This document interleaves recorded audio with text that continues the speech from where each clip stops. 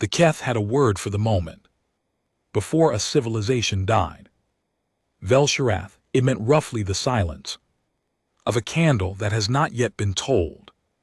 It will be blown out, a poetic word. The Keth were in many ways a poetic people.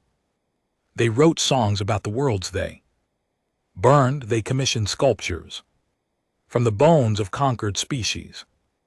They held festivals on the anniversaries of their greatest victories and drank something that smelled like copper and tasted like grief. High Marshal Greveth of the Third Expansion Fleet thought about Velsharath as his ship cut through the dark between stars. He liked thinking about it. It steadied him. The fleet behind him was 4,216 ships, destroyers, carriers, sea platforms the size of small moons, troop transports carrying 12 million soldiers who had trained for exactly this kind of operation, planetary pacification. Keth called it for their entire adult lives. Greveth had done this 23 times. 23 civilizations had looked up at Keth. Warships filling their skies and understood too late that the universe had never been kind and had only ever pretended to be. The 24th was called humanity. Greveth had read the intelligence reports 3 times. Humans were young species, barely 400 years into space. Travel, their territory was small. Modest cluster of star systems on a quiet arm of the galaxy, mostly focused on a single planet called Earth that sat around an ordinary yellow star. Their weapons were decent, but nothing extraordinary.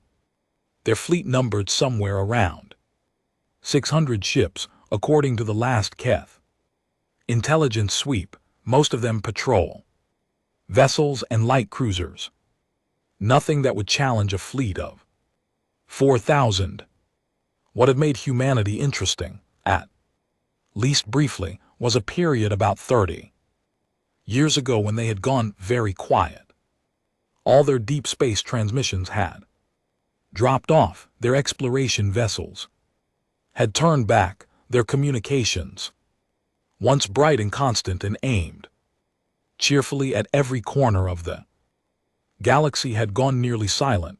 Keth intelligence had spent a decade trying to understand why. The current theory was that humanity had detected the Keth expansion and panicked, that they had pulled inward, retreated to their core systems, and were now sitting there trying to fortify what little they had. Scared animals did that. They hid, they waited, they hoped that if they were quiet enough, the predator would pass them by. The predator would not pass them by. Greveth stood at the great observation window of his command deck and looked at the stars ahead. At this speed, the light from human space was already visible, a faint warmth in the dark, the radiation signatures of their sun. Distance to the boundary, he said. 4 hours, High Marshal, said his navigator.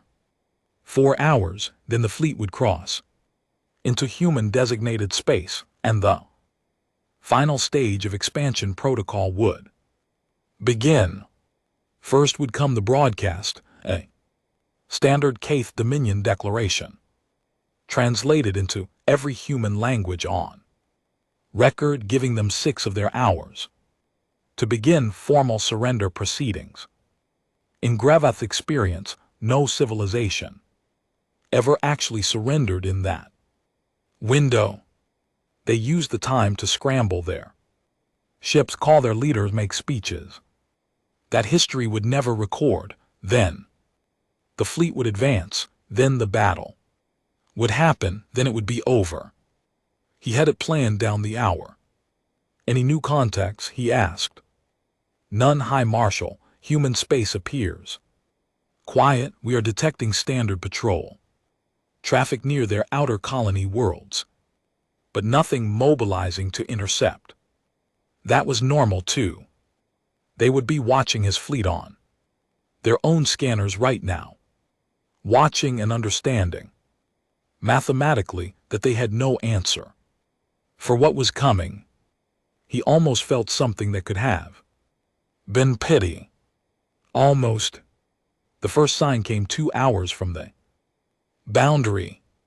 It was not dramatic, it was not loud, it was a single notation from the fleet's long-range sensor array, flagged automatically and routed to the command deck because it did not match any known human signature on record. Contact single vessel, position human. Space near the boundary line, dead. Ahead. Gravath looked at the report. He looked at it for a long time. One ship, he said. Yes, High Marshal. From the human fleet. Unknown, the signature doesn't match anything in our records, it's the sensor. Officer paused, which was not something sensor officers were supposed to do. They were supposed to be clinical. Professional, it's very large. High Marshal. Define large. Another pause, approximately 47 km in length. Mass readings are consistent with a deep space installation rather than a vessel, but it is moving. Gravath turned from the window and walked to the sensor display himself. He stood in front of it and read the numbers and read them again. 47 km. His own flagship, the Ascendant Throne, was 9 km from bow to stern and was considered one of the largest warships ever constructed by any known civilization. He had been proud of that. Standing on its command deck felt like standing inside a mountain that had decided to become a weapon. 47 km. The thing ahead of them was 5 times that. Time to visual range, he said. At current relative speeds, approximately 90 minutes. Route all long-range optical data to my screen the moment we have it. He spent those 90 minutes reading everything his intelligence staff could pull together about this contact, which was almost nothing. There were no records of humanity constructing anything near this scale, no intelligence reports, no intercepted communications referencing a project of this magnitude. His intelligence chief stood at his shoulder and explained with increasing discomfort that this was simply not something that should exist. Could it be from another civilization? Gravath asked. Someone using human space as a staging area. We have no record of any spacefaring species in this region of the galaxy capable of constructing something at this scale. High Marshal. The nearest candidate would be the Vorath Collective, but their shipbuilding capacity is nowhere near. Then it's human. It appears to be human, yes. And we had no intelligence on it. The intelligence chief did not answer. There was no answer to give. When the optical data came in, Gravath stood at his screen and looked at it for a long time without speaking. The ship was dark. That was the first thing he noticed. Most warships of any species carried running lights, heat signatures, the glow of active systems. This one was almost cold. It sat in space like a piece of the dark that solidified and grown sharp edges. Its hull was a non-reflective black that swallowed light rather than scattering. Its shape was angular and brutal. Not elegant the way Keth's ships were. Elegant, not flowing or curved. It had been built with no consideration for how it looked, only for what it did. Along its flanks were structures that his weapons analyst could not immediately classify. Not standard gun batteries, not missile tubes, not energy projectors of any type currently on record. Arrays of something vast, symmetrical, precisely spaced, running the full length of the ship like ribs on a creature that had never learned to be afraid of anything. It was not moving toward them. It was not moving away. It was simply there at the boundary of human space waiting. Has it made any communications? Grevath said. No, High Marshal. Any weapon signatures, any power readings that suggest charging weapons. No active weapon signatures, power readings are elevated but stable. It's running at high capacity but not doing anything with it that we can detect. Grevath studied the image he had faced down the planetary defenses of civilizations far more technologically advanced than humanity. He had watched entire defense fleets break apart against his numbers. He was not a man who frightened easily. He had, over 40 years of conquest, developed what he considered a very clean and rational relationship with danger. What he felt looking at the image of this ship was something different. It was the feeling of looking at something that did not care whether he was afraid of it or not. Distance to contact, he said. 300,000 km, High Marshal. We crossed the boundary in approximately 2 hours. Grevath straightened. His fleet was 4,000 ships. A single vessel, even one of unprecedented size, was not a meaningful military obstacle. Numbers were numbers. Physics was physics. Maintain course and speed, he said.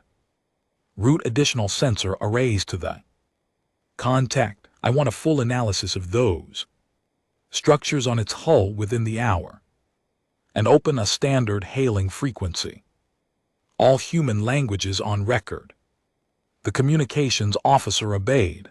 The message went out, the standard Keth declaration, the formal announcement of inevitable conquest, translated into 57 human languages and broadcast across every frequency the Keth knew humanity used. Grevath waited. The dark ship said nothing. It did not power up its weapons. It did not attempt to maneuver. It did not launch fighters or send a shuttle. It sat at the edge of human space with the patience of a thing that had been there for a long time and expected to be there for a long time more. The fleet continued its advance. In the deep sensor reading, something was happening inside that ship. Power was moving vast, almost incomprehensible amounts of power cycling through those unclassified hull structures in slow, deliberate pulses, like a heartbeat, like breathing. The weapons analyst flagged it and stared at the numbers and flagged it again. High Marshal, she said. I don't know what those structures are. I don't know what this power signature means. I have never seen anything like it. Best guess, Grevath said. She looked at the numbers one more time. It's not charging to fire at us. It's charging to do something I don't have a name for. Grevath looked at the dark ship on his screen.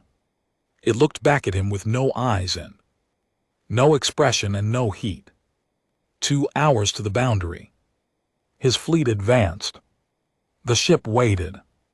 On the command deck of the vessel, the Keth had no name for yet. A woman named Admiral Nadia Kovacs sat in a chair that had been specifically engineered to be slightly uncomfortable so that no one fell asleep in it during long operations. She was 61 years old. Her hair was gray and cut very short. She had a coffee cup in her left hand, the fourth of the day. All of them terrible because good coffee required a gravity environment, and the Harbinger ran at 0.6 G by design to save power for other things. The coffee tasted like sadness filtered through a paper cup. She drank it anyway. Around her crew moved at their stations with the focused quiet of people who had trained for this specific moment for years and had now arrived at it and found it looked exactly as they had expected. There was no panic on the deck of the Harbinger. There was no drama. People checked systems. People read numbers. Someone at the far end of the deck had a protein bar they were eating in small, careful bites, trying not to make noise. On the main screen, 4,000 Keth warships were advancing. Kovacs watched them come. Pulse cycle at 92%, said the systems officer to her left.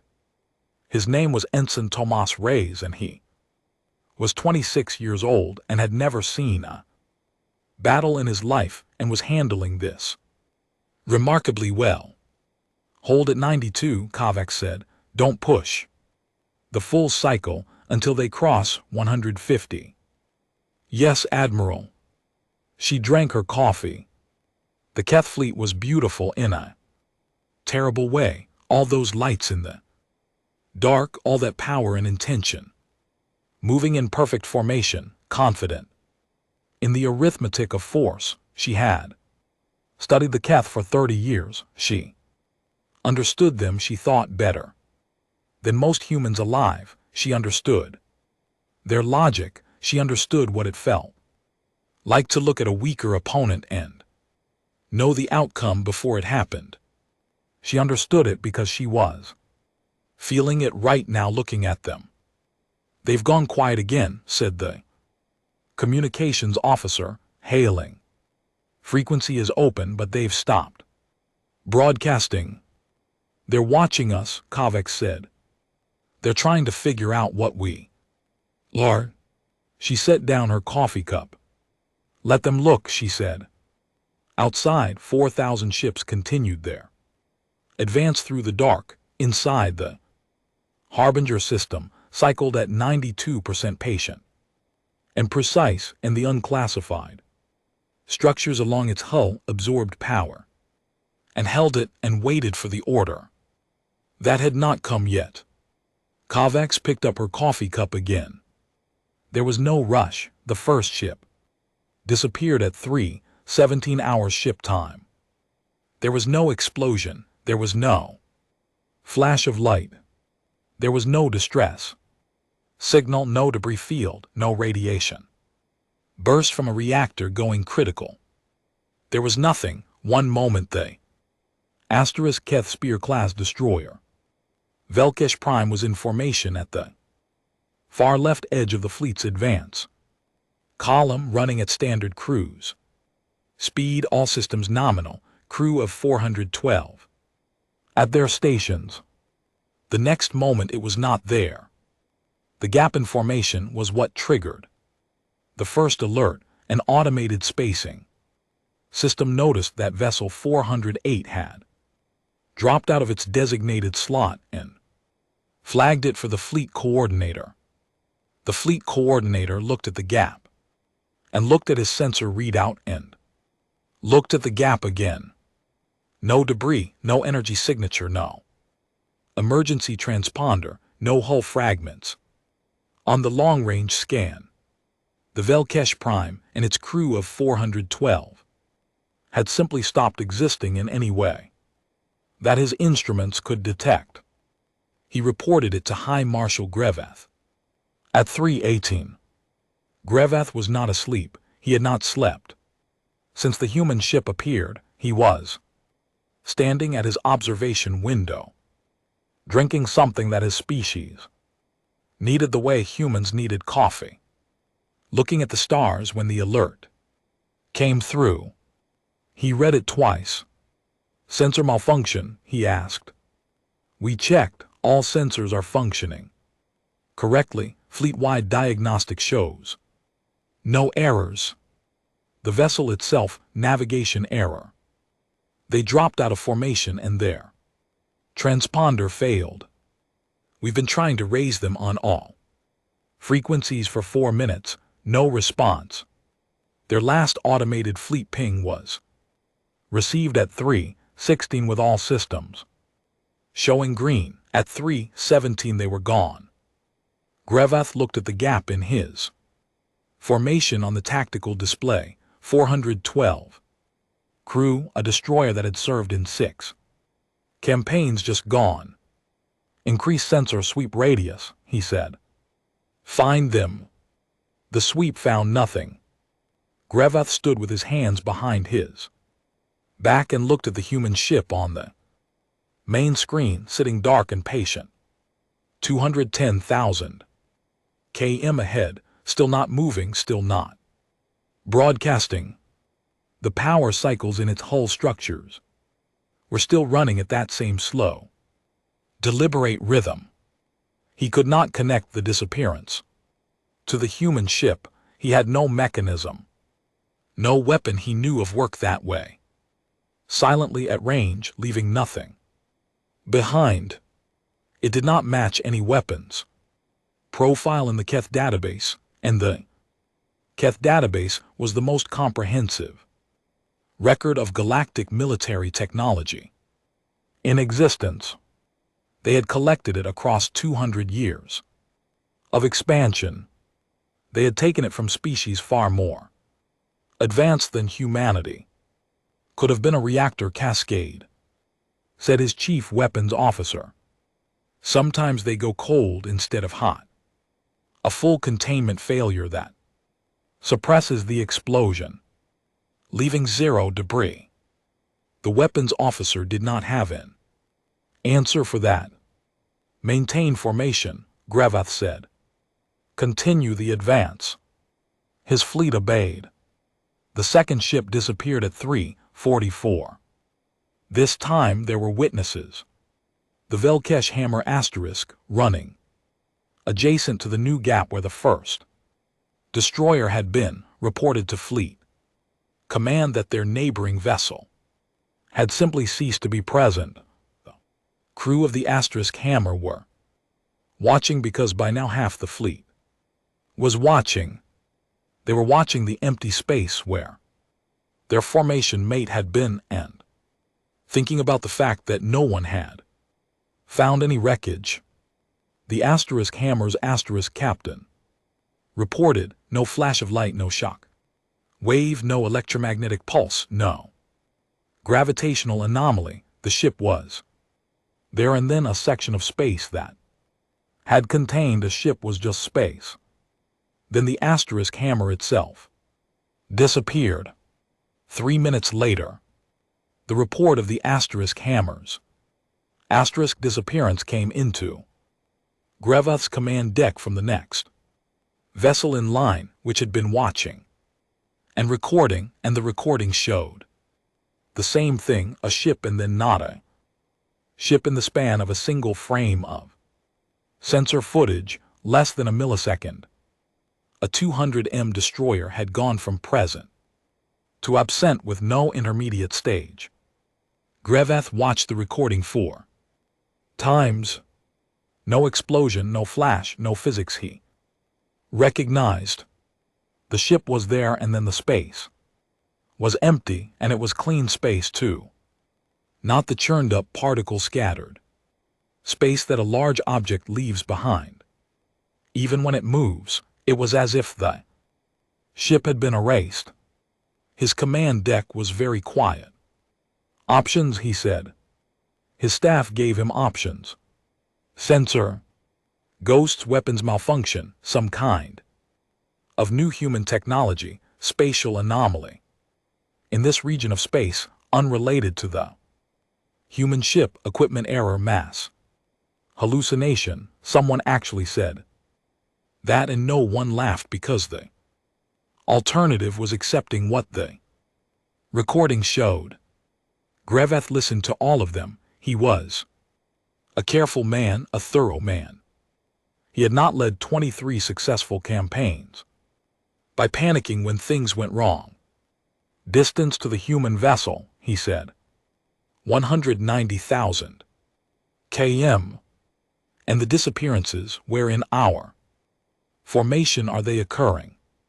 His tactical officer pulled up the display. The first two ships had been at the extreme left edge of the advance column. The third had been at the extreme right edge. The fourth, there had been a fourth. During the conversation flagged by the automated alert while they were talking, was from the forwardmost tip of the advance, the outer edges of the formation, the forward tip, the perimeter. Grevath stared at the pattern. It was not random. Something was touching the edges of his fleet. All ships, he said, tighten. Formation, pull the outer columns in. I want the fleet compact, maximum density. Nothing on the perimeter. The fleet obeyed. 4,000 ships began to move, pulling inward, compressing the formation. It was excellent military discipline, and it happened in under 8 minutes, which was impressive for a fleet this size. The fifth ship disappeared from what had, before the formation tightened, been the new outer edge. The sixth went 7 minutes after that. Something was still touching the edges. No matter how tight they pulled, the edges were still there, and whatever was happening to the ships at those edges kept happening. How? Said his tactical officer. He said it quietly, not as a question for Grevath, but as a question for the universe, and the universe did not answer. Rate of disappearances, Grevath said. 6 ships in approximately 90 minutes. The rate appears to be variable, but there's no sign of it stopping. 6 ships, 2,400. Crew, gone without a trace in 90 minutes, and no one on his command deck could tell him where they had gone or how. He made himself look at the human ship. Again. It had not moved, it had not fired, its power cycle was running at a slightly higher rate than before.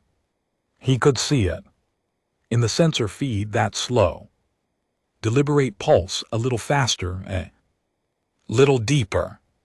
But it had not aimed anything at him. It had not charged any system that looked like a weapon. It was just there, sitting at the boundary of human space, waiting. Admiral Kovacs watched the Kaith formation compress on her tactical screen. Smart, she said. Does it change anything? Reyes asked. No. She reached for her coffee cup, empty. She considered this for a moment and decided it was not worth getting up for. What's our fold count? 6 confirmed. 7th is initializing. Now. Kovacs nodded. On her screen, the Kaith fleet was a dense, bright cluster, pulling tighter and tighter as each disappearance drove them toward each other. She understood the logic. If the edges are vulnerable, protect the edges. By eliminating them, move to the center. Make yourself a smaller target. The problem, as she had explained to the development team at the facility in the asteroid belt back when this had all been theory and argument and late night coffee, was that this ship's weapon did not have edges. It had a radius. Everything inside that radius was inside it. There was no safe center. There was no inner zone to retreat to.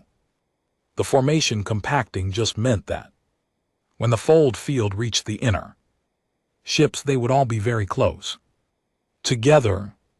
She had not shared this information with the Kaith. She had not felt it was her responsibility. How are they responding overall? She asked. Fleet-wide, said her communications officer, whose job right now was passive monitoring of all Kaith tactical frequencies. Were reading elevated communication traffic between ships. No coherent military response pattern. Lots of. He paused, checking the translation feed. Lots of internal fleet communication that reads as confusion. and fear, and Greveth. He hasn't broadcast anything externally. He's still not hailing us. Kovacs understood that too. Greveth was a proud man. He had conquered 23 civilizations. He did not ask questions of people he intended to conquer. Asking would mean acknowledging that he did not understand what was happening to him.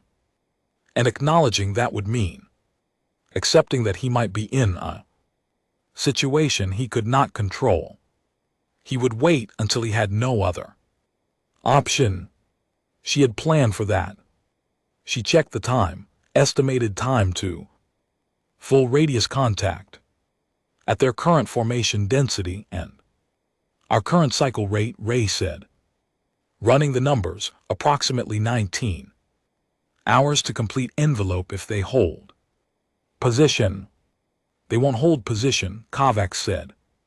They'll try something, they'll try several somethings. What I want to know is whether any of it will matter. Reyes looked at her. He was 26 years old and had been assigned to this ship because he was the best systems officer his class had produced in 8 years, and because he had the specific personality type that the psychological screening called functionally unbothered by large-scale threat assessment, which was the official way of saying that large terrible things did not stop him from doing his job. No, he said, none of it will matter. Kovacs nodded. She picked up her empty coffee cup, looked into it, and set it back down. 9th hour is the critical point, she said. That's when they'll figure out what the radius is. When they figure out the radius, they'll know there's no edge to protect. That's when they'll either run or they'll charge. What happens if they charge? They get there faster. Reyes looked at the screen for a moment. Admiral, what happens to them in the fold? What's it like in there? Cav X was quiet for a moment. Dark, she said. He did not ask more than that. Outside, the Keth fleet was a knot of light and discipline and growing terror, pressing itself tighter and tighter. And the dark ship held its position at the boundary of human space and breathed its slow electric breath. And the fold field expanded outward at the mathematical pace of something that had never learned urgency, because urgency implied doubt. In the gap where the 6th ship had been a small region of space that had recently held 400 crew was now completely empty, not even residual heat, not even ionized particles. Just space. Clean and cold and permanent. The Keth fleet tightened its formation, and its ships pressed against each other, and the crews inside them watched their formation shrink and new in the animal part of every thinking species that lives long enough to develop fear that something was very wrong. Not the kind of wrong you reported to your commander, the kind of wrong that had no form, the kind of wrong that made the dark between stars feel closer than it ever had before. Ship 8 disappeared at 6:11. Ship 9 at 6:19. The rate was accelerating. The Keth had met humanity 31 years ago. The first contact had not been between warships, it had been between a Keth exploration vessel running a standard expansion survey and a human deep space research station called Asterisk. Heliodin 7 Asterisk, which was studying the magnetic behavior of a binary star system and had, by pure accident, ended up in the path of the survey route. The humans on Asterisk Heliodin 7 had been excited. They had sent welcome messages in 17 languages. They had broadcast music, actual music pieces, from something called classical composition, which the Keth translator Systems had taken some time to process. They had offered to share their stellar magnetic data, which the Keth had no interest in, and ask questions about Keth biology, culture, and history that the Keth survey crew had found mildly offensive and then deeply strange, and then eventually something close to charming in the way that a small animal enthusiastically approaching a larger predator could be briefly charming before the situation resolved itself. The Keth survey captain had filed a standard report, new species, encountered pre-expansion tier, moderate technological development, emotionally expressive, territorial, assessment, low difficulty, recommend, flagging for standard expansion protocol. When Third Fleet completes current operations, he had sent that report and moved on. The humans had spent the next 6 months trying to hail his vessel with follow-up questions. He had not responded. What happened next was something the Keth intelligence apparatus had not fully predicted, though it should have. Humanity had, at the moment of that first contact, been in the early stages of building what it considered credible interstellar defense network. Nothing impressive by galactic standards: light cruisers patrol, frigates, orbital defense platforms, the kind of military you built when you were a species that had learned the hard way through its own history of internal wars that it was better to have a defense and not need it. When the Keth survey vessel departed, without another word, the humans had done what humans did with insufficient information. They had imagined the worst, and then they had gotten to work. The silence came first. Within 3 years of first contact, humanity had pulled back its deep space broadcast almost entirely. The cheerful signals they had been beaming at the galaxy for 200 years, the music and the mathematical proofs and the "hello, we're here, please talk to us" transmissions went quiet. Their outer exploration vessels turned around, their expansion slowed to a stop, and then reversed, pulling colony ships back toward the core systems. To any outside observer, humanity looked like a species that had gotten scared, retreated, and was now quietly hoping to be overlooked. The Keth intelligence assessment, updated 6 years after first contact, noted this pattern and interpreted it exactly that way. Species has detected expansion threat, retreating to defensive posture. Assessment unchanged, low difficulty. What the assessment missed was everything happening inside the boundary of human space. The human defense budget in the year of first contact had been, by the standards of their government structures, significant but not extraordinary. A strong commitment but not a crisis response. By 3 years after first contact, it had tripled. By 5 years it had grown beyond anything their governments had ever approved in peacetime. By 10 years, it was consuming resources at a scale that required restructuring their entire interstellar economy. They were not building cruisers. They were not building orbital platforms. Things they were building did not have names in any public document. The project had 3 official titles, 3 different government systems. Informally, the people who worked on it called it what it was: the answer. Asterisk. Dr. Priya Anand had joined the project in its 7th year. She was a theoretical physicist who had spent the first decade of her career working on spatial geometry, not as a weapons application, simply as mathematics, the kind of pure abstract work that had no obvious use but occasionally turned out to be the Foundation of everything. When the project recruiter had found her at a conference on what was then called Fold Space Theory, she had been giving a lecture to 37 people in a mid-sized auditorium about the mathematical possibility of compressing a region of space-time to a fraction of its normal dimensions without releasing energy. The recruiter had waited until after the lecture and then asked her a question. What would happen to matter inside the compressed region? Annan had thought about it. It would still be there, she had said, just compressed along with the space. From outside, the space would appear empty. The matter would still exist. It would just be inside a region that appeared to outside instruments as a point. Could you reverse it? She had thought about that too. Theoretically, yes.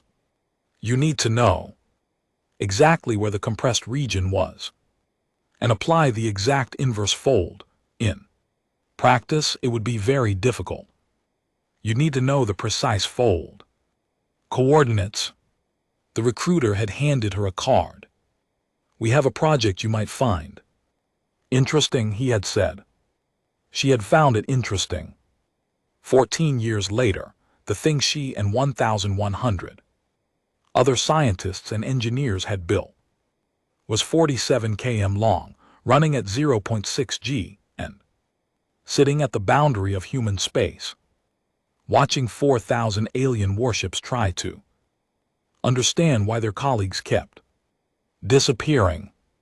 Annan herself was not on the ship. She was on Earth. She was watching the telemetry data on a screen in a room in Geneva and eating a sandwich, and the sandwich was good and she was not particularly afraid.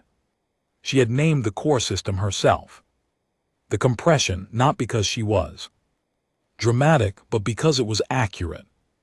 And she preferred accurate names for things. The compression was exactly what it sounded like.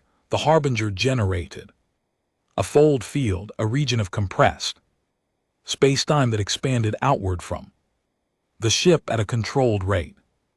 Any vessel that entered the fold field's radius did not get shot, did not get destroyed, did not explode. It got folded. The space around it compressed, and the ship compressed with it, and from the perspective of outside observers, the ship simply ceased to be present in the normal dimensions of space.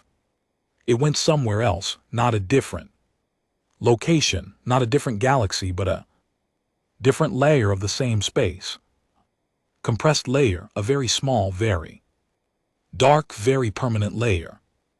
The ships were still there in a technical sense. They were just in a place that had no exits. Annan had spent a long time thinking about the ethics of that. She had arrived at the same place most of the project's senior scientists had arrived. The Keth had destroyed the Valorian homeworld 8 years after first contact with humanity.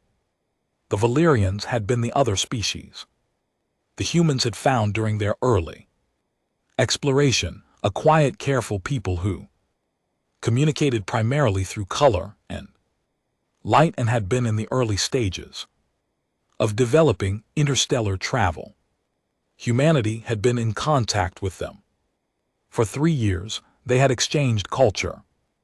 They had traded science. There had been a human linguist who had learned their color language and a Valorian explorer who had learned enough English to write a short, graceful essay about what stars looked like to eyes that perceived frequencies no human could see. The Keth had arrived at the Valorian homeworld with 800 ships. The Valerians had 12 defensive platforms and 4 patrol vessels. The battle, such as it was, had lasted 40 minutes. The Valorian homeworld was now called Keth, Administrative Territory 70 East *, and the 3 million Valyrians who had survived the initial attack were currently working in Keth, mineral extraction facilities and would do so until they died. Annan had received the news of the Valorian homeworld while she was in her second year on the project. She had sat with it for a day, then she had gone back to work. She had not struggled with the ethics question after that. On the Harbinger's command deck, it was approaching hour 9. Kovacs had been right about the 9-hour mark. She had been right about it because she understood people, all kinds of people, including Keth people. And she knew what desperation looked like when it did the math. The Keth fleet had tried 4 things in the hours since the disappearances began. They had tried long-range bombardment, a spread of their heaviest ship-to-ship missiles launched in a concentrated barrage at the Harbinger's position. The Harbinger's hull was designed for a great many things, and one of them was absorbing impact. The missiles had hit. The hull had held. The compression had continued cycling. This was not because the hull was impervious. It was not, but because the Harbinger's designers had understood that the ship's survival during the operation depended not on being impossible to damage, but on being impossible to stop. The compression didn't need the ship to be perfect. It needed the ship to be present. They had tried sending a small strike force, 40 destroyers in a tight cluster, on a direct attack run, moving fast in group to minimize their time in the fold field's outer radius.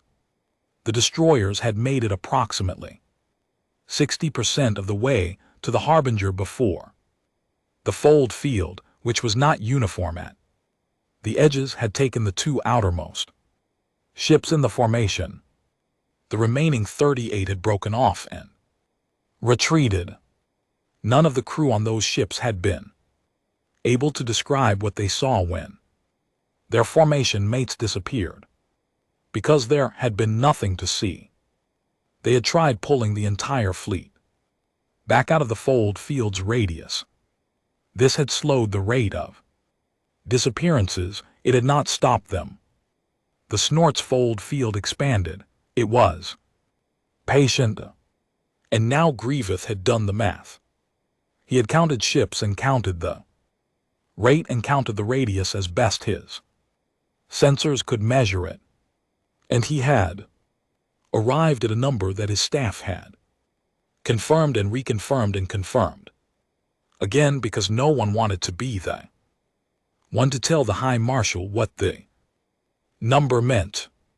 The number meant that if the fleet held its position, no ship would reach the Harbinger before the fold field consumed the entire fleet.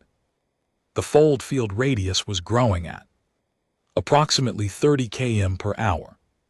His fleet pulled back to its current position, occupied a sphere of space with a diameter of roughly 4,000 km. The math was not complicated. Grevath stood at his window and did not speak for a long time. His staff waited. They had the look of people who had prepared 10 different options and understood in their bones that none of the options worked. "It keeps expanding," he said finally. It was not a question. "Yes, High Marshal. Is there an outer limit, a range at which it stops?" "We cannot determine that yet, based on current expansion rate. No, we have not identified an outer limit." Grevath looked at the Harbinger, dark, still patient, that slow pulse in its hull structures, slightly faster now than it had been 9 hours ago. "How many have we lost?" 41 ships, High Marshal. 41, 16,800. Crew in 9 hours without a single shot. fired without a single piece of wreckage to show for it. If we retreat beyond its current radius, fully outside its expansion front, can we hold there indefinitely? His science officer hesitated. We believe so, if we match our retreat speed exactly to its expansion rate, we can stay ahead of it. But we would be retreating from human space entirely. And the field appears to be, it shows no sign of slowing. It may eventually cover this entire region. So our choices are retreat or advance. Yes, a full fleet charge at maximum speed. If the entire fleet charges simultaneously, the ships at the outer edge would be lost, but the inner ships, the bulk of the fleet, would reach the asterisk harbinger before the fold field consumed them. What happens when they reach it? We don't know. We don't know what it takes to destroy that vessel, or whether destroying it stops the field. Grevath was quiet again. What if we've already lost the range to charge? His tactical officer said quietly. What if the field is already beyond the point where any of us can reach the ship before it takes us?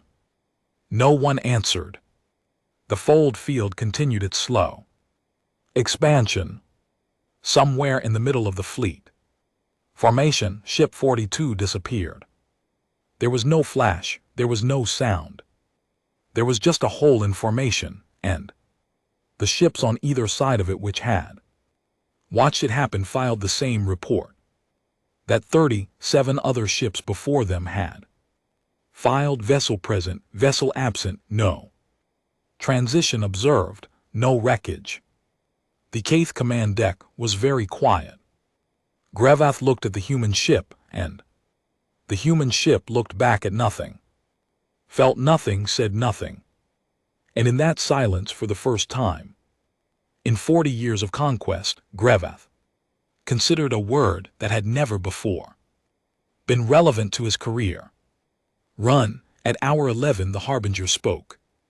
One transmission, one frequency, all 57 human languages on record, and then a 58th that the Kaith translation system needed 4 minutes to process because it was not a language humans used with each other, but a language they had reconstructed from fragments, a color and light language partially decoded, partial enough to be understood, if not perfectly spoken.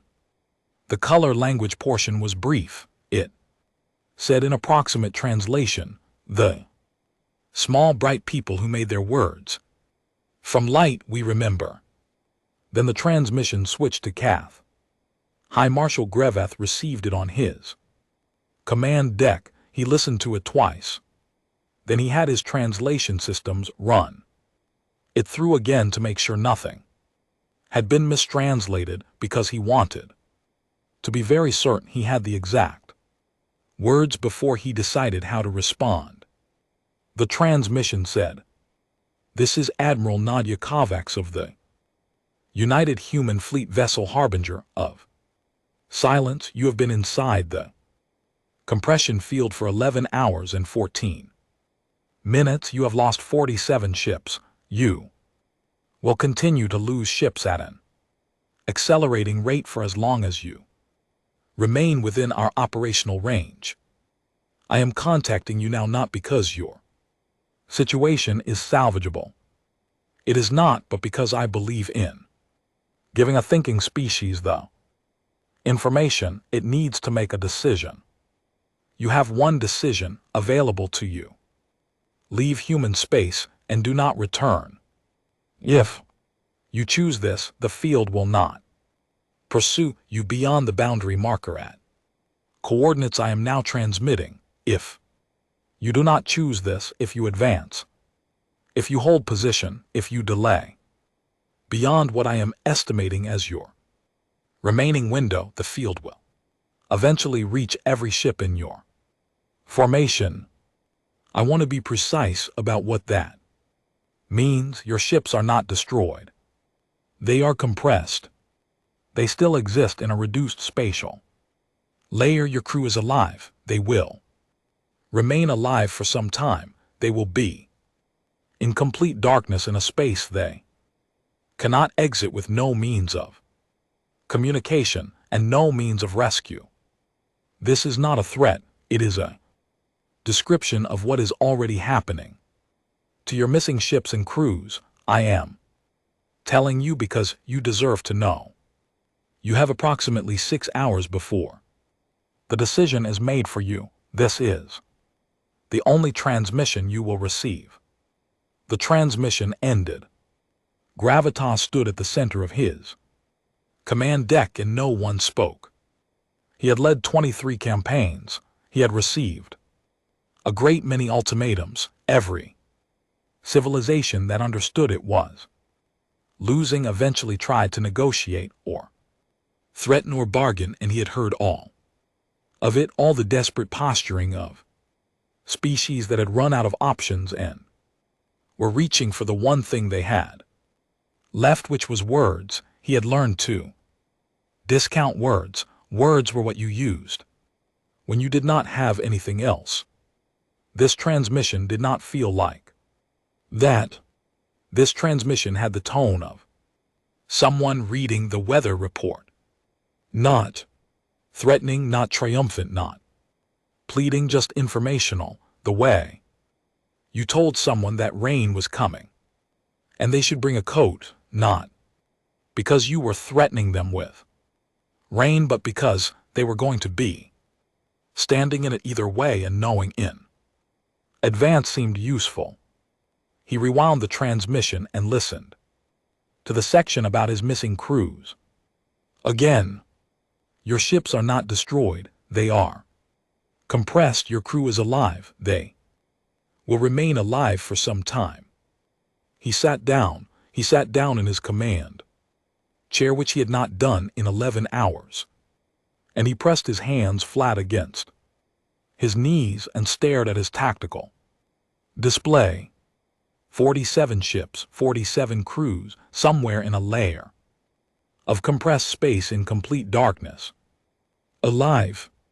He had spent 11 hours understanding this as a military problem, numbers and formations and tactical options. This was the first moment he had understood it as something else. His communications officer was watching him. His tactical staff was watching him. His fleet coordination team was watching him. They were all watching him because he was the High Marshal, and that meant he was the one who decided, and all of them in their separate minds were doing the same math he was doing. 47 gone, 4,169. Still here, 6 hours left. He thought about the 23 civilizations he had conquered. He thought about the Valyrians. He thought about the Valyrian home world, which was now called Keth, administrative territory 70 East, and the 3 million Valyrians working in mineral extraction, and the human linguist who had learned to speak in color and light. The human ship had included the color language in its transmission. He thought about that for a long time. The color language portion was brief. The translator had noted partial, roughly decoded, but intentional. Someone had spent time, real time, learning enough of a dead language to put 4 words into a transmission to the fleet that had killed the species. Who spoke it? We remember. He had been in this job for 40 years. He had killed a great many things. He had never once in 40 years been told by a target that it remembered something he had done. Targets did not have that kind of knowledge of him. Targets did not have that kind of context. Targets knew his fleet was coming, and they scrambled, and they defended, and they failed. They did not know his history. They did not demonstrate in 2 loaded words that they had been paying attention for 3 decades. We remember. How long, Grievous said, did they know we were coming? His intelligence chief, who had spent the last 11 hours quietly reconstructing a career's worth of incorrect assessments, said, based on the scale of the project required to build that vessel, a minimum of 25 years, possibly longer. 25 years. They had known for 25 years. While Cath intelligence was filing assessments that said low difficulty and retreating to defensive posture, humanity had been building this thing in secret for 25 years. And we saw nothing, Greveth said. We saw what they wanted us to see. High Marshal, the silence, the retreat, we interpreted it correctly as a fear response. We missed that the retreat was. The intelligence chief paused. A preparation, not a surrender. Greveth looked at the screen. The dark ship sat where it had been since the beginning, patient as a mountain, its hull structures pulsing in that slow, regular rhythm. He had watched that rhythm for 11 hours. Now it had the quality of something that could continue indefinitely. Option analysis, he said, one final time. His tactical officer had run the numbers so many times by now that he did not need to pull up the display. Option 1, full fleet charge at maximum speed. 700 to 900 ships would be lost before the leading elements reach the asterisk. Harbinger, we do not know if destroying the Harbinger stops the field, and we do not know if we can destroy it. The bombardment attempt was unsuccessful. Option 2, hold position. The field continues to expand.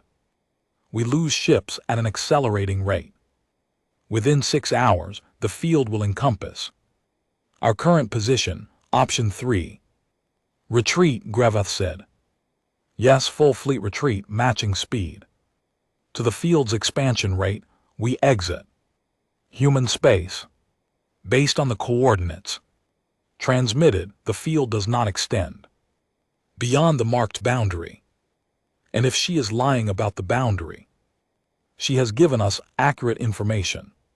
Throughout the disappearances, they rate the radius, all of it has been exactly as the data showed. She has not. The tactical officer stopped. He seemed to reconsider something. She has not tried to make us more afraid than the situation warranted. She has been precise. Grievous found to his surprise that he agreed.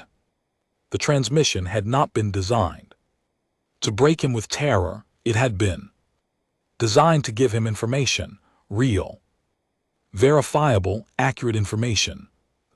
Kind you give someone when you want them to make a rational decision, when you want them to choose.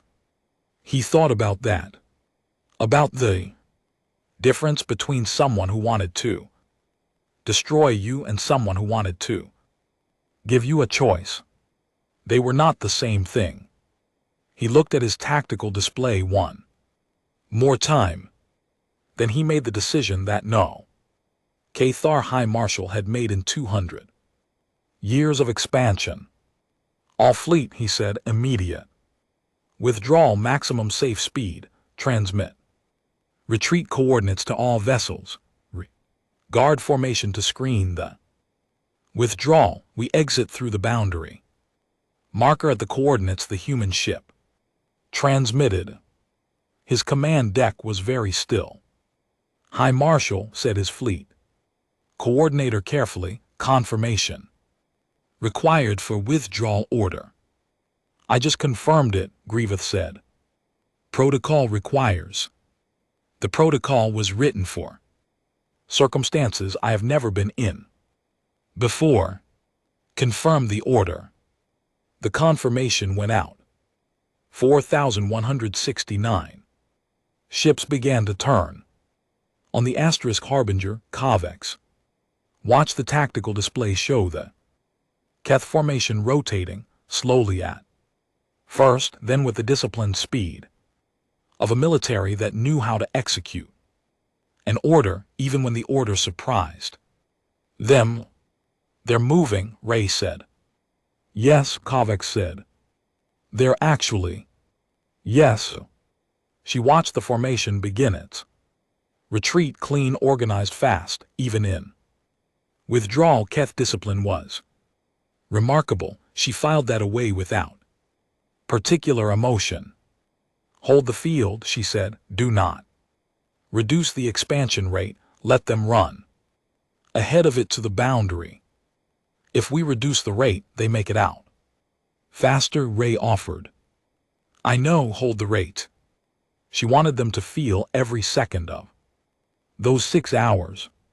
Not out of cruelty, she was not a cruel woman. She wanted them to feel every second because species had memories, and memories became history, and history became the story that a civilization told itself about what the galaxy was like. She wanted the story to be very clear. Admiral, said the communications officer, incoming transmission, Keth. Flagship. Kovacs raised an eyebrow. She had not expected that. Put it through. The transmission was short, one sentence, in careful, formal human language. Translation that had clearly been reviewed by someone who wanted to get it exactly right. High Marshal Greveth of the Keth Third Expansion Fleet requests Admiral Kovacs explain what happened to the 47 crews. Kovacs considered this for a moment. She owed him nothing. The transmission protocol had been one way by design. She had given them the information they needed to decide, and they had decided. And the conversation was over. But she thought about the 47 ships. She thought about 16,000 people sitting in compressed dark, alive, waiting, not knowing. She picked up the transmission relay. Admiral Kovacs responding, she said. Your 47 ships are in a compressed spatial layer. They are intact. The crews are alive, revering the compression requires the precise fold coordinates from our systems. I will transmit those coordinates to you now. She nodded to Rays, who transmitted the coordinates. Use them correctly and your crews come home, she said. That's a better outcome than most species get when they come to human space uninvited. I suggest you take it and remember why. She closed the transmission. Ray stared at her. You're giving them back their ships. I'm giving them back their crews. Ships are fine, they just need to be refolded. From outside, she picked up her coffee cup, found it empty again, and finally decided it was worth getting up. The Keth have a very long memory. I want the thing they remember to be specific. She crossed the command deck to the small unit against the far wall that produced coffee in 0.6 G, which was a technical challenge someone had worked very hard to solve. They'll remember that we won, Rays said. They'll remember that we could have killed 16,000 of their people and chose not to. She examined the coffee. Bad. She drank it. Those are different stories. Different stories lead to different decisions. In 40 years, maybe less, someone in the Keth political structure is going to have to decide whether to try again. I want the story they tell about this day to be the one that makes them hesitate. She turned and looked at the tactical display where 4,000 ships were running ahead of her fold field toward the boundary marker. Running, the Keth Third Expansion Fleet.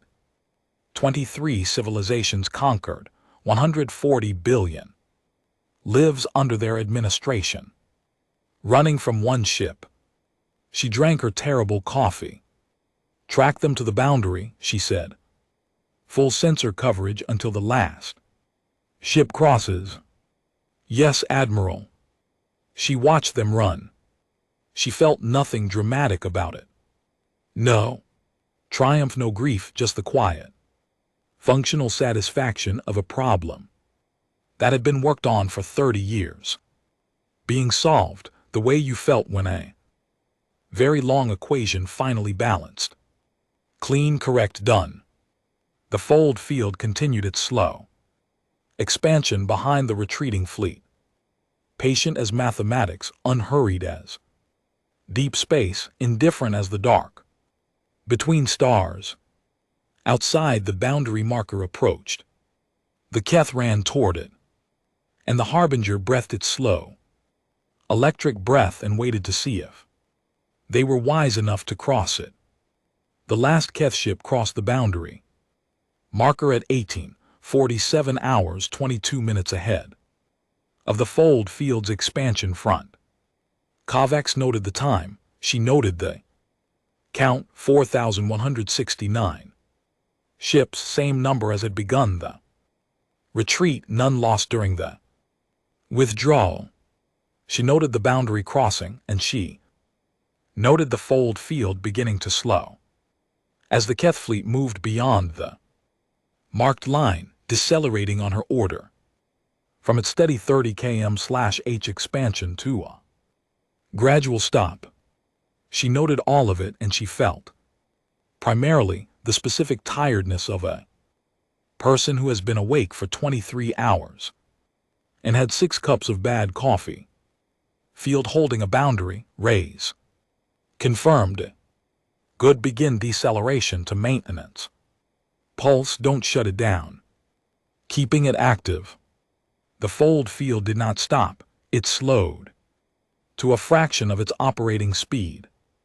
Still running, still cycling, the whole structures of the Harbinger still pulsing in their slow electrical rhythm.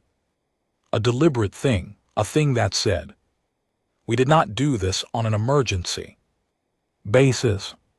We can do this whenever we choose. She wanted any sensor array in this region of space pointed at her ship to see that rhythm and understand it.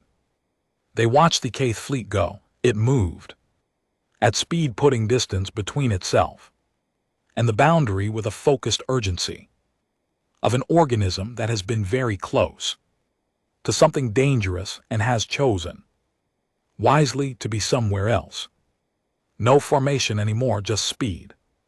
Ships spreading out, finding their own lines of retreat, the tight military discipline of the advance already broken apart by hours of fear in the pure animal release of retreat. She watched them until they dropped below the range of standard sensors, tracked them on long range until they're out of the system. She said, already on it, said her long range sensor officer.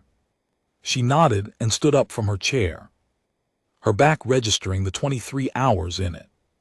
With some specific complaints, she walked to the observation window at the side of the command deck, not the main tactical window, but the smaller one off to the left that looked out at the stars with no overlaid display, just the raw dark and the distant light. Human space, quiet, intact. She stood there for a while. The galaxy had been watching. This was not a metaphor.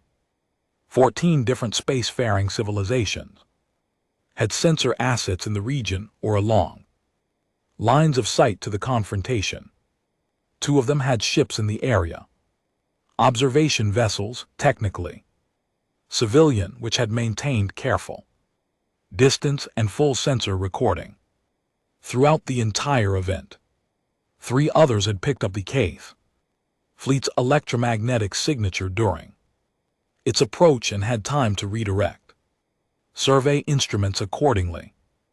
Every civilization in the region had watched in real time or via delayed sensor data as 4,000 Keth warships advanced on a single vessel and then retreated from it.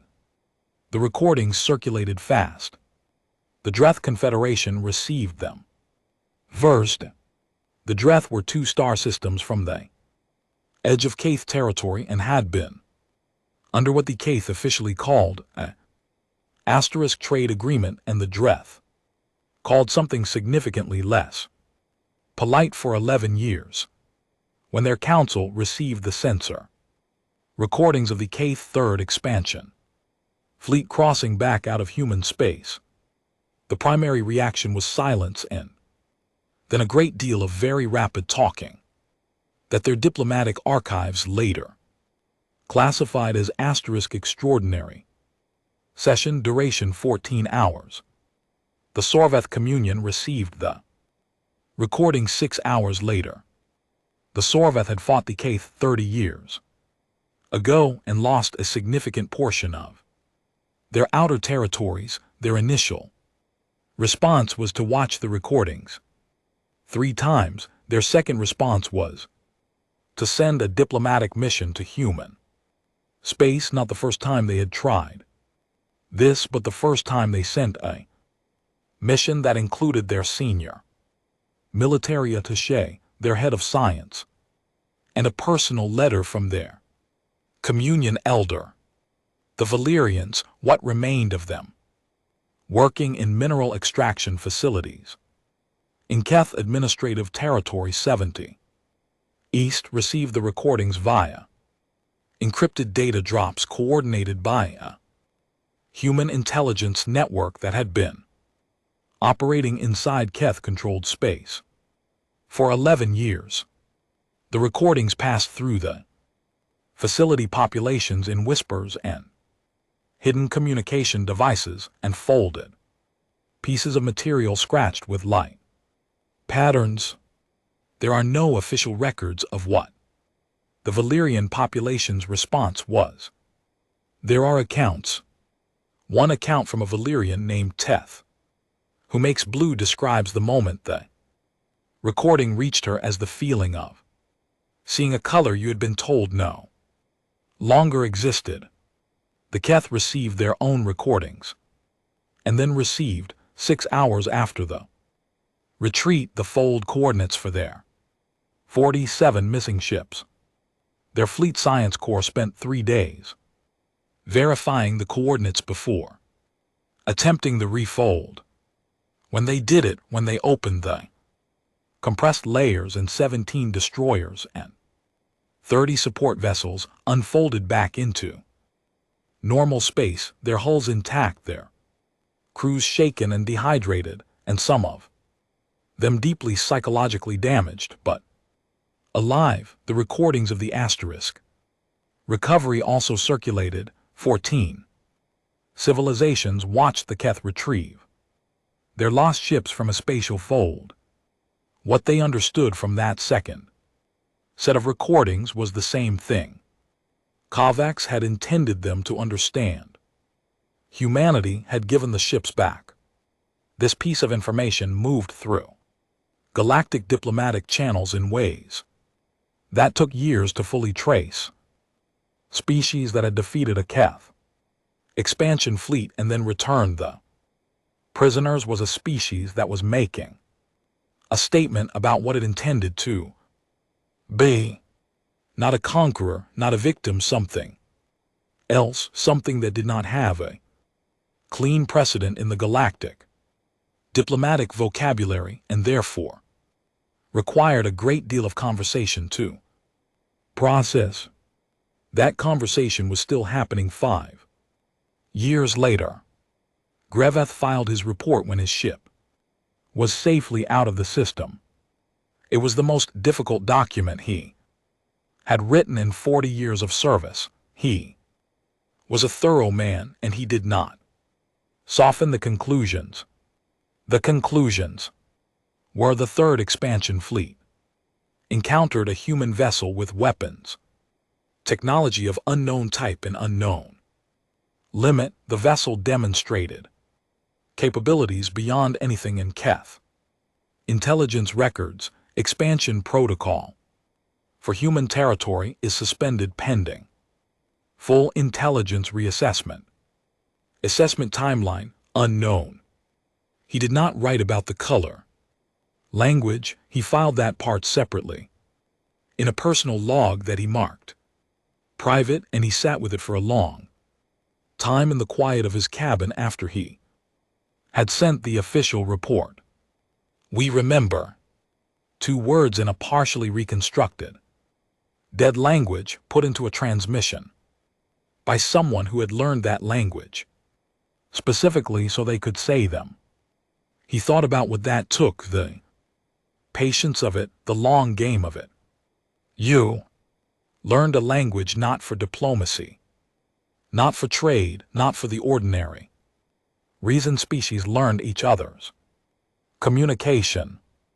You learned it so that on the day you stopped a fleet that came to conquer, you could say 2 words to that fleet in the language of the people that fleet had already destroyed. We remember. Not we are angry, not we will avenge. Not you will pay, just we remember, we know what you did, we have not forgotten, we how to speak to the dead so we could tell you that. He had conquered 23 civilizations. He had killed things that could not be uncreated. He had done all of it with the clean certainty of a species that believed the galaxy sorted itself into categories, those who could and those who could not, and the ones who could had an obligation to do so. He sat in his cabin with that certainty, for the first time feeling like something that was not certain. He did not reach a conclusion that night. He was 58 years old and had been what he was for 40 years, and people did not reach different conclusions in a single night after 40 years, but something had changed in the architecture of his thinking. Something had been moved, not demolished, just moved. He thought that was probably what the human admiral had intended. He thought she had probably anticipated exactly this. The patience of it continued to unsettle him. 6 months after the confrontation, a Sorveth diplomatic vessel was cleared to dock at a human deep space station. The human diplomatic team that met them was small, 3 people. The lead diplomat was a woman named Oren Vasquez, who was warm and informal and spoke excellent Sorveth and had prepared as a gesture of good faith a meal that incorporated ingredients from the Sorveth home system that she had sourced from a trader at considerable personal expense and effort. The Sorveth diplomat, a senior official named Vasreth, whose species communicated through both sound and subtle shifts in skin pigmentation, spent the first hour of the meeting simply watching the humans, watching how they moved, how they treated their own staff, how they poured water for the Sorveth guests before themselves. Small behaviors, the things that told you what a species was like underneath its official communications. Then he asked the question he had traveled for weeks to ask. The transmission, he said, the color, language, the Valorian words, was that political decision, a strategic one. Vasquez thought about it honestly. Both, she said, and also neither. We learned it because it mattered to us too. Learn it, the Valyrians where they were. People we knew, we weren't going to let their language die because that was convenient for someone else. Vasroth's skin shifted slightly. His translator rendered it as asterisk, something close to recognition. The Keth are going to come back, he said, eventually, you understand that? Probably, Vasquez said, not soon, but eventually. And your single ship, it will stop them. Again. Our ships, she said. He went still. The Harbinger is not our only vessel of that type, she said. It was the one we chose to reveal, There are 7 more. She held the number in the air for a moment. They are positioned. They are active. Vasroth's skin ran through 3 colors. Very quickly. 7, he said. 7, she said. We built one. We learned from it. We built 7 more. She poured more water into his glass. We had 30 years. We used them. He was quiet for a long time. What do you want from us? He said. Finally, from this meeting, what is the human goal? Vasquez set down the water. We want to know you. We want to know the Dureth. The other civilizations that the Keth have been collecting. We want to understand what the galaxy looks like. From where you stand, we're not building an alliance. We're not promising protection or demanding loyalty. We're just, she paused, we're just ending a period where we were alone and quiet. We were quiet for 30 years because we needed to be. We don't need to be anymore. He looked at her for a long time. You were afraid, he said. It wasn't an accusation, just an observation. Yes, she said, we were very afraid. We're good at being afraid and doing things anyway. It's kind of our whole history. His skin moved again. Humor recognized. Responding in kind. You are very strange, he said. Consistently, she agreed. Kovacs was on Earth when the diplomatic reports from the Sorvith meeting crossed her desk. She read them in her office at the Naval Complex in Johannesburg with actual good coffee, real gravity, real beans. No engineering compromises. And a window that looked out over a city that was loud and alive and completely unaware of everything that had almost been taken from it 6 months ago.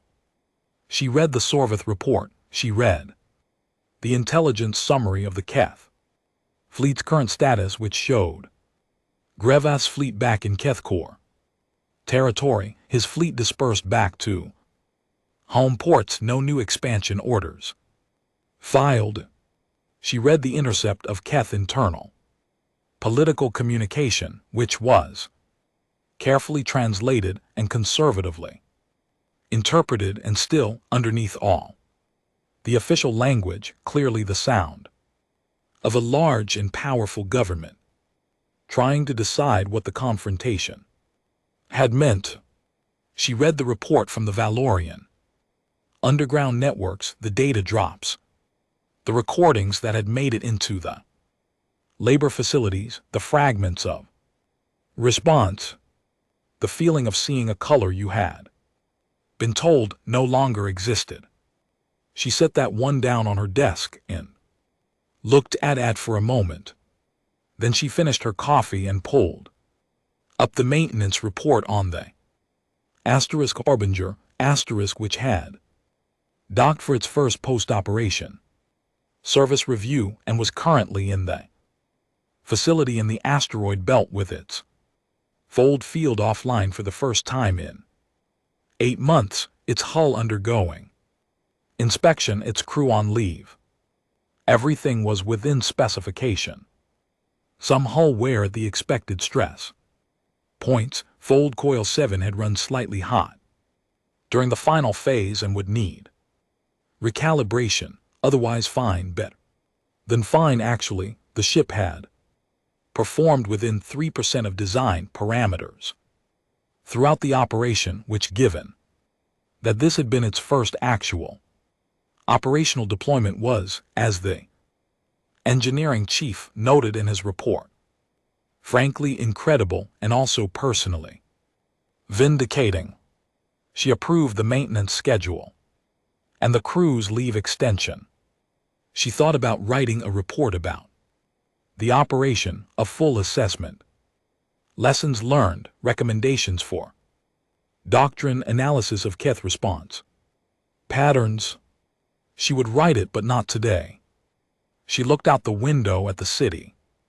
6 months ago, this city had not known that 4,000 warships were moving toward It had been loud and alive and unaware the way cities were when someone else was making sure the thing they couldn't know about was being handled. That was the job, not the glory of it. There was no parade, no public ceremony. The operation was still classified at the highest level and would remain so for years. Not the recognition, just the window, the city, loud and alive and still here. She thought about Greveth watching the fold field swallow his ships and choosing finally to turn around. She thought about what it had cost him. 40 years of being something, and then one day choosing not to be that anymore. She didn't know if he had managed it. She didn't know if one confrontation was enough to move a person after 40 years. Maybe it wasn't. Maybe his retreat was tactical and temporary, and he would be back in 5 years with 8,000 ships and a new plan. But she thought about the separate private log entry he had filed. The intelligence service had it, of course. The one about the color language. When he had marked private and then not encrypted, as if he had known it might be read and had decided he didn't mind. She thought that maybe he had needed someone to know that he had noticed, that the two words had landed, that they had moved something in the architecture of his thinking, even if he didn't know yet what they had moved it into. People were complicated, even people who had done terrible things, especially those. She finished her coffee.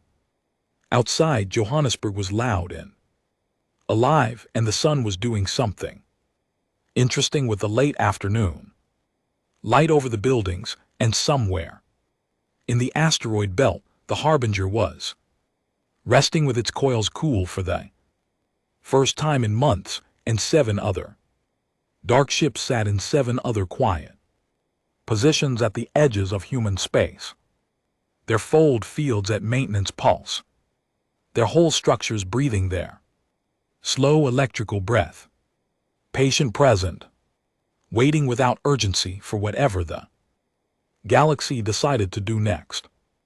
Whatever it decided, the answer was already built, and it had taken 30 years and 1,100 scientists and the memory of a small, bright people who had made their words from light, and it sat in the dark, between stars like a piece of the dark, that had grown sharp edges and learned, finally, that it did not have to be afraid.